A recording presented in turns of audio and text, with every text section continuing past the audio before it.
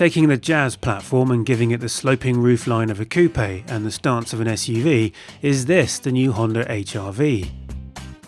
Honda has high hopes for the HR-V's ability to capture the interest of younger buyers and is keen to talk up details such as the roughy-tufty wheel arch extensions, the alloy wheels across the range, hidden rear door handles as seen on the Civic, and a solid wing face nose design. No, we don't know what that means either.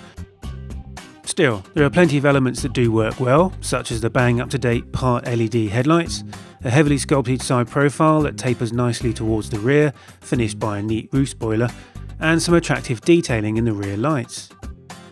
The interior is perhaps the most successful part of the HR-V, and it shows that someone really spent a lot of time thinking about the details. For a start, it's incredibly roomy in here, with plenty of space available even for very tall drivers, thanks to a wide range of adjustment for the seats that's matched by the reach and height adjustable steering wheel. However, it's the details that really set out the HR-V, so in the centre console there's a series of charging and other ports, plus a clever little slot for the driver and passenger to put their phones. In front of the passenger is a comically huge air vent, beneath which is a usefully large glove box, while top spec models gain a huge panoramic sunroof with integrated sunblind, all of which open at the touch of a button. In fact, the only negative practical point we can think of is that the door bins are a bit small. The rest of the dash is well laid out, and although some might feel hemmed in by the high console, we felt it gave the interior a sporting edge.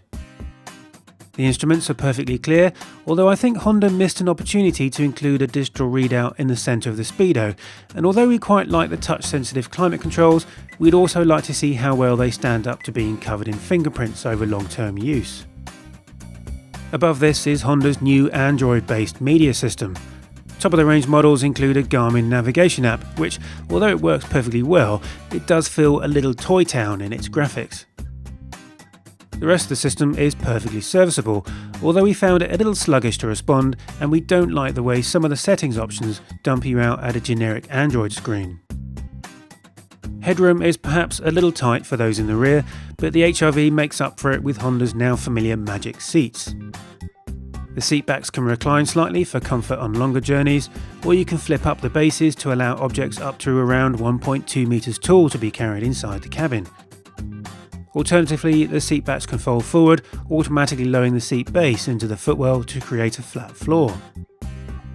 In the boot, there's 470 litres of space on offer, plus an extra storage area under the floor, and with the seats folded that increases to an impressive 1,533 litres.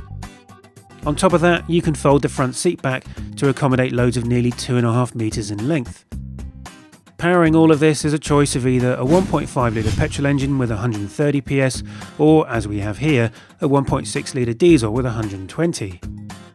Performance is broadly similar between them, the diesel hitting 62 in just over 10 seconds, with the petrol following half a second later, although the 1.5 is the only one available with a CVT transmission. The diesel also has more torque, and as a result it certainly feels the stronger performer of the two. But there is one area where the diesel disappoints. It's really quite loud.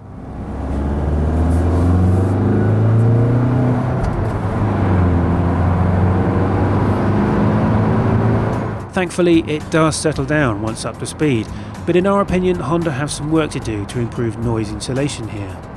That issue aside, it performs well. There's some lag, but with peak torque at just 2000 RPM, it doesn't last long, and the 6-speed manual has a clean, if slightly mechanical shift action, although I will say its gearing does feel taller than we'd like. Economy is a strong point for the diesel though, recording up to 70.6 mpg on the combined cycle, and we had little trouble recording an average of just over 60 mpg during a week's testing. The HR-V rides well on most roads, although over larger bumps the suspension transmits a fair bit of noise into the cabin. In terms of handling, I think the HR-V is probably best described as safe.